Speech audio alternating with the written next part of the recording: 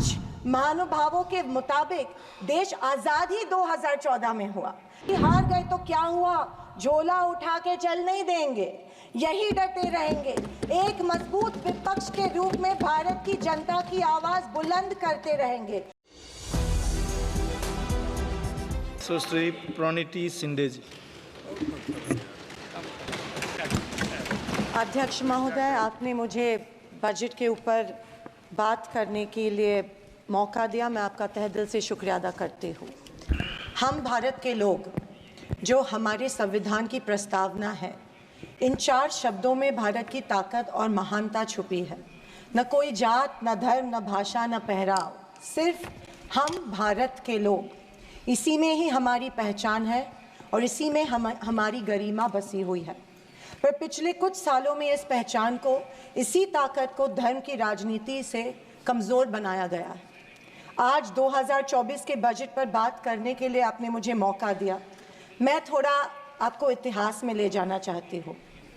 हम सब जानते हैं और पूरा विश्व ये मानता है कि कुछ शतकों पहले भारत सोने की चिड़िया थी।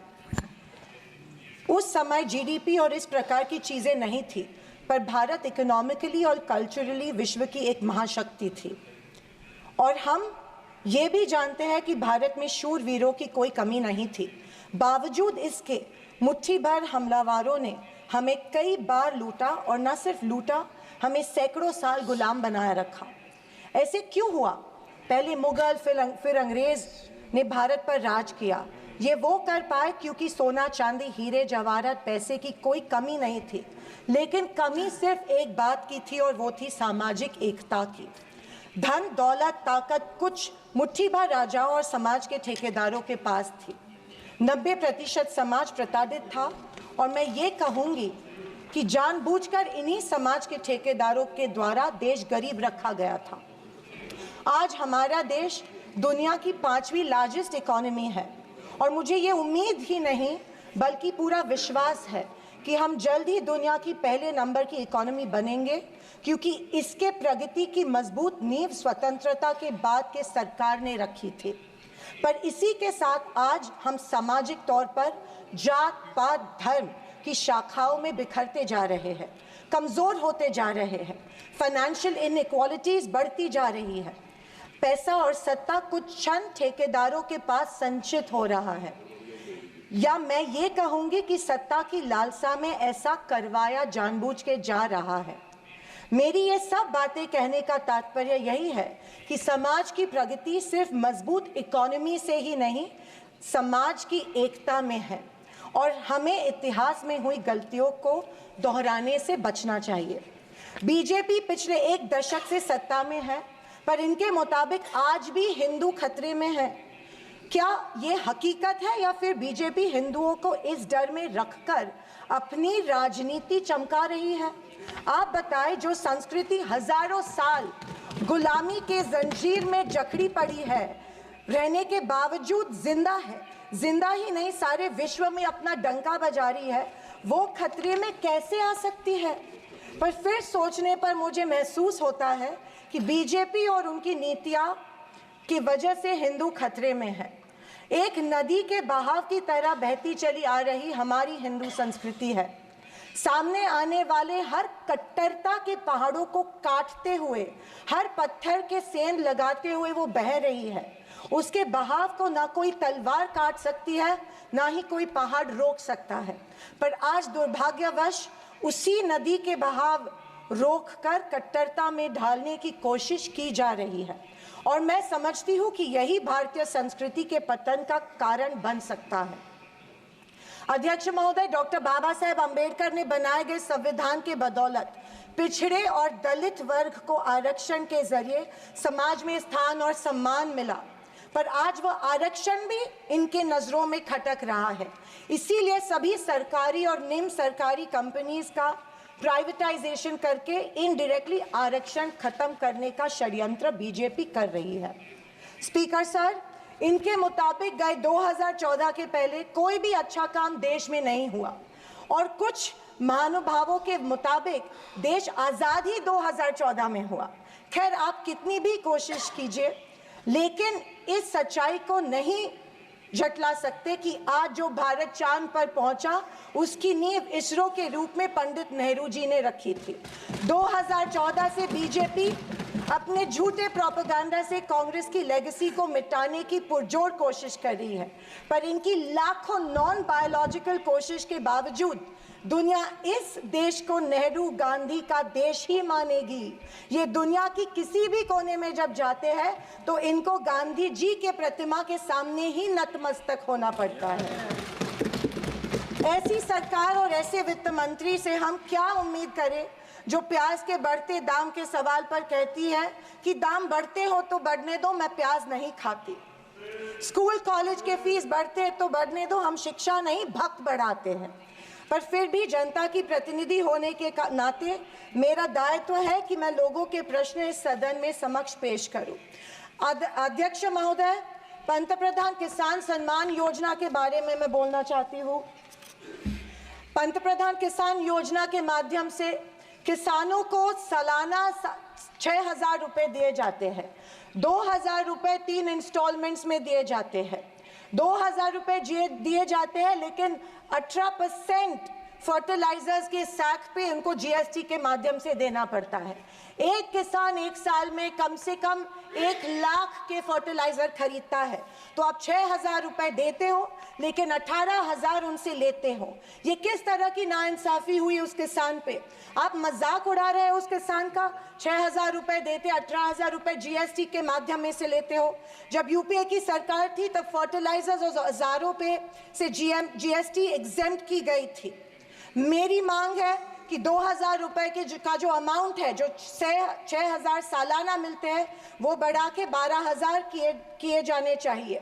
अध्यक्ष महोदय, किसान सम्मान योजना, मेरे कॉन्स्टिट्यूएंसी में करीबन 50,000 लोग इस योजना से वंचित है क्योंकि इसको अप्रूवल्स नहीं मिल रहे हैं। जब वो मंत्रालय में जाते हैं और पूछते हैं हमारी योजना को अप्रूवल को क्या हुआ, वो कहते हैं कि दिल्ली जाके पूछो, हमें नहीं पता है। तो किसान योजना, किसान सम्मान योजना का इंटेंशन क्या है? या तो किसानों को फंसाया जा रहा है किसान योजना के माध्यम में से। अध्यक्ष महोदय, फसल बीमा योजना, महाराष्ट्र में, पश्चिम महाराष्ट्र में शोलापुर, सांगली, सातारा, कोल्हापुर में उड़द दाल और अरहर की दाल यहाँ पे उगाई जाती है, लेकिन फसल बीमा योजना मिलती है सिर्फ बाजरा, मक्का और सोयाबीन के लिए। आपके माध्यम में से मैं फाइनेंस मिनिस्टर से गुजारिश करती हूँ कि अरहर और उड़द के लिए भी फसल बीमा योजना के फॉर्म एक्सेप्ट किए चुके हैं, भर दिए हैं, लेकिन फसल बीमा योजना मिल नहीं रही है। अध्यक्ष महोदय, पंतप्रधान आवास योजना, आदरणीय फाइनेंस मिनिस्टर जी ने कहा कि एडिशनल 3 करोड़ हाउसेज, घर यहाँ पे इंक्रीज करके इस बजट में दे रहे हैं, लेकिन पंतप्रधान आवास योजना का टारगेट अभी तक महाराष्ट्र को नहीं मिला है, क्योंकि ये योजना जो है गांवठान जमीन पे घर बांधे जाते हैं, लेकिन असलियत ये है कि गांव में गांवठान जमीन है ही नहीं। जब कलेक्टर के पास जाते हैं तो कहा जाता है कि गांवठान जमीन नहीं है, गायरान जमीन ढूंढ के लाओ, हम आपको पीएम आवास योजना देंगे। अभी गांवठान जमीन लाएंगे कहाँ से? तो अब आपके माध्यम में से मैं फाइनेंस मिनिस्टर को रिक्वेस्ट करती हूँ कि सारे कलेक्टर्स, डिस्ट्रिक्ट कलेक्टर्स को आदेश दे कि जितनी भी गावरान जमीनें हैं गाँव में, उनको गांवठान करके पंतप्रधान आवास योजना लोगों को लागू की जाए और सारे जो पेंडिंग प्रपोजल्स हैं वो एक्सेप्ट किए जाए। और मेरी आपसे ये गुजारिश है कि 1,40,000 रुपए इस योजना के लिए मिलते हैं, ये बहुत टुटपुंजी है, इसके लिए 2,50,000 दिए जाए पंतप्रधान आवास योजना के लिए। अध्यक्ष महोदय, मुद्रा लोन 2014 में प्राइम मिनिस्टर ने बड़ी एम्बिशियसली मुद्रा लोन की घोषणा की थी। कल फाइनेंस मिनिस्टर ने इसकी जो राशि है 10 लाख से लेके 20 लाख की, लेकिन मुद्रा लोन उस पीरियड में उन्हीं लोगों को मिले जिनकी सिफारिशें बीजेपी के कार्यकर्ताओं ने की थी, जबकि सामान्य आदमी जो है, आम आदमी जो है, उसको ये लोन नहीं मिला था। सिर्फ कुछ चंद लोगों को ये लोन दिया गया था। मेरी ये मांग है कि कोरोना के टाइम पे जो लाभार्थी मुद्रा लोन का कर्ज फेड नहीं पाए उनके लिए जैसे अपने अदानी अंबानी के लिए कर्जा माफ किया है, वैसे इन लाभार्थियों के लिए भी कर्जा माफ किया जाए, तुरंत माफ किया जाए मुद्रा लोन का जो परत फेड करने का कर्जा है। आदरणीय अध्यक्ष महोदय, माइक्रो फाइनेंस और चिट फंड्स जो दिए जाते हैं हमारे सेल्फ हेल्प ग्रुप्स को, बीड़ी कामगारों को, पावर लूम वर्कर्स को दिए जाते हैं, हमारी काफ़ी सारी महिलाओं को दिए जाते हैं, लेकिन ये माइक्रो फाइनेंस और चिट फंड्स पे के ऊपर रेगुलेटरी अथॉरिटी नहीं होती है, इसीलिए ये बेहिसाब इंटरेस्ट इन लोगों से, गरीब लोगों से लेते हैं। अध्यक्ष महोदय, मुझे इस बात का दुख हो रहा है कि कल के बजट के स्पीच में हमारी अन्न धान्य सुरक्षा योजना जो है, अन्न सुरक्षा योजना जो यूपीए सरकार ने लाई थी, उसके बारे में फाइनेंस मिनिस्टर ने कोई जिक्र नहीं किया। पिछले 10 साल से हमारे देश का जो गरीब है उसको एपीएल कार्ड धारक को अन्न धान्य योजना का लाभ नहीं मिल रहा है। 10 साल से करोड़ों लोग इस योजना से वंचित रह रहे हैं, भूखे मर रहे हैं, और जैसे शैलजा जी ने कहा था, कुपोषण का प्रमाण जो है हमारी देश में बढ़ रहा है। गरीब लोगों से जानबूझ के एक form, give up subsidy form जानबूझ के भरा जा रहा है, उनको बिना बताए कि अगर ये फॉर्म आप भरेंगे तो आपकी फूड सब्सिडी कट हो जाएंगी।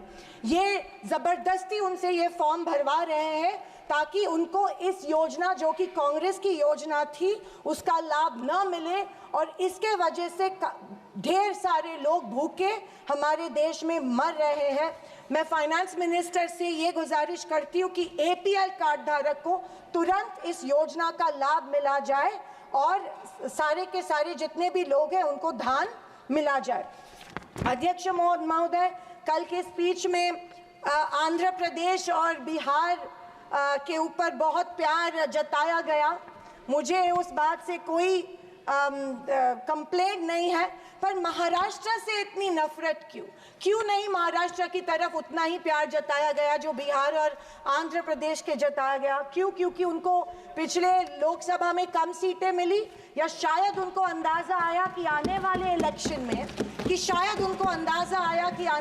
इलेक्शन में उनको वो चुनाव हारने वाले हैं। मैं वित्त मंत्री को बताना चाहती हूँ कि महाराष्ट्र में हिंदवी स्वराज की नींव महाराष्ट्र में रखी गई थी। कणखर देशा, राकट देशा, दगडाचा देशा, महाराष्ट्र देशा, ये हमारे प्यारे महाराष्ट्र के बारे में कहा जाता है, लेकिन अफसोस है कि महाराष्ट्र की तरफ कोई ध्यान नहीं दिया जा रहा है, सिर्फ महाराष्ट्र का इस्तेमाल किया जाता है। अध्यक्ष महोदय, रेलवेज के बारे में बोलूं तो रेलवेज में स्लीपर कोच की संख्या जो है वो कम कर रहे हैं और फर्स्ट क्लास और सेकंड क्लास की संख्या बढ़ा रहे हैं। देश का जो आम गरीब आदमी है वो स्लीपर कोच से ट्रैवल करता है, वो फर्स्ट क्लास और सेकंड क्लास से नहीं किया जाता है। मैं आपके माध्यम में से मेडन स्पीच माध्यम में से गुजारिश करती हूँ कि स्लीपर कोचेस की संख्या बढ़ाई जाए। अध्यक्ष महोदय, मेरी शोलापुर के कुछ मांगे रखती हूँ और मैं समाप्त करती हूँ। हमारे शोलापुर में एयरपोर्ट है लेकिन एयर सर्विस नहीं है। उड़ान स्कीम में आया गया है, लेकिन जानबूझ के वहाँ पे जो चिमनी थी, ऑब्स्ट्रक्शन था, वो तोड़ा गया, लेकिन अभी तक वहाँ पे एयर सर्विस शुरू नहीं है। बोरामनी एयरपोर्ट है, वहाँ पे इंटरनेशनल एयरपोर्ट के लिए फंड्स एक बार दिए गए लेकिन फिर फंड्स नहीं दिए गए। मैं वित्त मंत्री से गुजारिश करती हूँ कि बोरामनी एयरपोर्ट के लिए फंड्स दिए जाए।